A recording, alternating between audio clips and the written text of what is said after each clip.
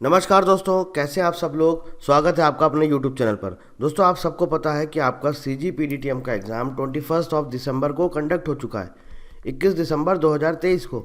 अब बहुत सारे कैंडिडेट से पूछ रहे हैं आंसर कीज़ कब तक आएंगी। पहली चीज़ तो मुझे समझ में ही नहीं आता, या तो आप लोग नोटिफिकेशन ठीक से देखते नहीं हैं, नोटिस देखते नहीं हैं, पता नहीं कैसे आप लोग एग्ज़ाम देते हैं। क्लियरली मेंशन है NTA के नोटिस में कि कब आपका आंसर की रिलीज़ करेंगे, कब आपका रिजल्ट आएगा। ये आपके सामने स्क्रीन पर है। यहाँ पर देखिए क्या लिखा हुआ है, display of question paper attempted by the candidate and answer keys for inviting challenges 26 से 27 दिसंबर 2023। 26 या फिर 27 दिसंबर 2023 तक। देखिए क्या है आपका क्वेश्चन पेपर। अब यहाँ पे एक चीज़ और आ रही थी, ये पूछा जा रहा था कि क्वेश्चन पेपर आएगा, हमें आंसर कीज मिलेगी, हम कैसे चेक कर पाएंगे। तो पूरा पूरा आपका पेपर आएगा, क्वेश्चन पेपर आपको पूरा मिलेगा, आप डाउनलोड कर सकते हैं PDF फॉर्मेट में, और उसके साथ साथ उसके करेक्ट आंसर्स आपको मिलेंगे। तो उससे क्या होगा, उससे आप मैच कर सकते हैं कि मैंने कितने करेक्ट किए और कितने रॉन्ग किए। उसके बाद आप अपना मार्क्स कैलकुलेट कर सकते हैं। और उसके बाद नीचे देखिए क्या लिखा हुआ है, पॉइंट नंबर 5 क्या कह रहा है, declaration of result for prelim exam by first week of January 2024। यानी कि आप ये मान के चलिए 1 जनवरी को आपका मंडे है, ठीक है, 6 जनवरी को आपका सैटरडे, बस इसी बीच में आपका ये रिजल्ट डिक्लेयर कर देंगे। और एक चीज़ और ध्यान रखिएगा, इसके बाद इन्होंने बोला है the schedule for remaining phases will be intimated separately. इसके बाद आपका मेंस एग्ज़ाम होगा, मेंस एग्ज़ाम के एडमिट कार्ड आएंगे, उसके बाद मेंस एग्ज़ाम का आपका रिजल्ट डिक्लेयर किया जाएगा, उसके बाद इंटरव्यू के कॉल लेटर्स आएंगे, उसके बाद आपका इंटरव्यू होगा। तो अभी पूरा जो ये फेज़ है, जहाँ तक ये उम्मीद है कि पूरा पूरा फेज़ आपका जनवरी 2024 में, जो NTA के चेयरमैन हैं उनके अकॉर्डिंग उन्होंने क्या बोला है कि हम जनवरी 2024 तक ये पूरा फेज़ कंप्लीट कर देंगे। मतलब कि प्रीलिम्स जो कि आपका ऑलरेडी हो गया है, और 2-3 जनवरी तक हार्डली ये आपको रिजल्ट फेंक देंगे। आप देखिएगा 2-3 जनवरी तक ये आपको रिजल्ट दे देंगे। इसके बाद क्या होगा, इसके बाद आपका मेंस एग्ज़ाम होगा।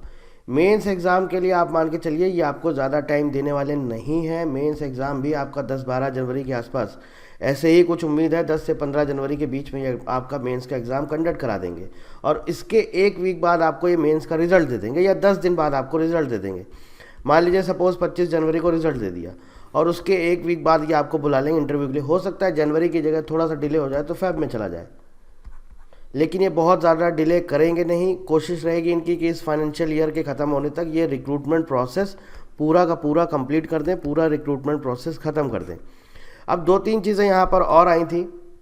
कैंडिडेट्स ने क्या पूछा है, कमेंट करके मैसेज करके पूछा है कि ये बताइए ये पेपर मेरा अच्छा नहीं हुआ है, क्या नेक्स्ट वैकेंसी कब तक आएगी, उसके बारे में कुछ इन्फॉर्मेशन दे दीजिए। तो हम अभी से प्रिपरेशन कर चुके हैं, करना चालू कर दें। देखिए मैंने आपको ऑलरेडी बताया था, कॉमर्स मिनिस्टर जो कि हैं हमारे मिस्टर पीयूष गोयल, इन्होंने ऑलरेडी बोला था कि पेटेंट एप्लीकेशंस इंडिया में इतने तेज़ी से बढ़ रहे हैं, लेकिन उसके अप्रूवल के लिए हमारे पास कंट्रोलर बहुत कम है। पेटेंट एप्लीकेशन बहुत ज़्यादा बढ़ रहे हैं। जैसे आपको पता होगा लास्ट ईयर जो आया है पेटेंट एप्लीकेशन, पूरे ऑल ओवर वर्ल्ड में सबसे ज़्यादा जो ग्रोथ हुआ है पेटेंट एप्लीकेशन में, वो इंडिया ने ही सबसे ज़्यादा ग्रोथ लिया है। वो अलग बात है कि number of patent applications as compared to China और USA बहुत कम है, नेग्लिजिबल समझ लीजिए, उनका लाखों में है या हज़ारों में है, ठीक है। लेकिन जो ग्रोथ हुआ है as compared to previous year, India का ग्रोथ पेटेंट एप्लीकेशन में सबसे ज़्यादा हुआ है पूरे ऑल ओवर वर्ल्ड में। तो इसमें एक चीज़ जानने वाली यहाँ पर है, इतने ज़्यादा पेटेंट एप्लीकेशंस आ रहे हैं, लेकिन उसके अप्रूवल के लिए कंट्रोलर, एग्जामिनर, इनकी कमी है हमारे पास, और इनकी कई सारी पोस्ट वैकेंट हैं। तो जो उन्होंने ऑलरेडी बोला हुआ है उसके अकॉर्डिंग क्या उन्होंने बोला, उसके अकॉर्डिंग बोला है कि 900 पोस्ट वैकेंट हैं, 900 के आसपास पोस्ट ये निकालने जा रहे हैं। ऐसा आपको पता होगा, ऐसा न्यूज़पेपर में भी आया है, और इसका मैंने आपको वीडियो भी दिया है।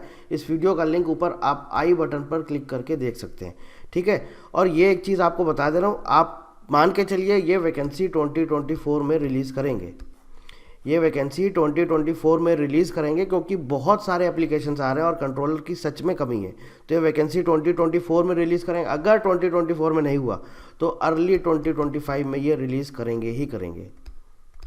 तो आप अगर इसकी प्रिपरेशन कर रहे हैं, करना चाहते हैं, तो आप इसकी प्रिपरेशन चालू रखिए।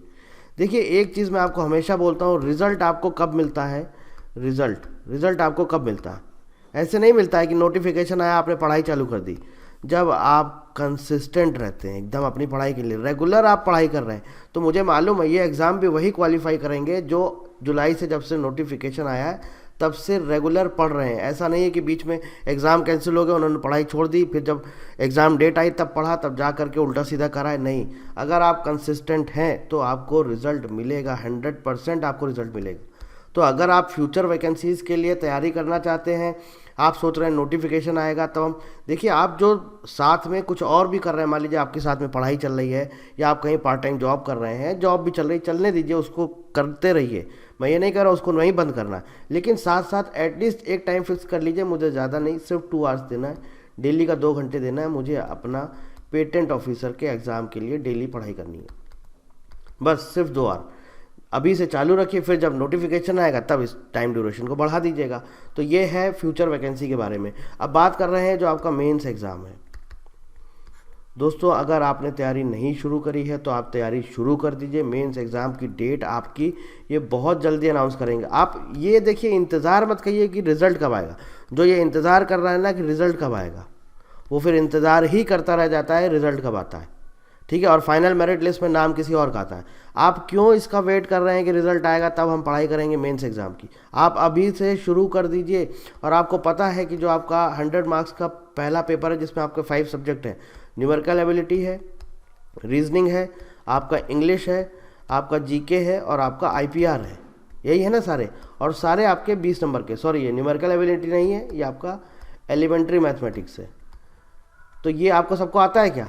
एलिमेंट्री मैथमेटिक्स इतना वास्ट सिलेबस है ना, जब आप पढ़ने बैठोगे ना, सर्कल के थ्योरम देखोगे ना, आप घूम जाओगे, समझ में नहीं आएगा।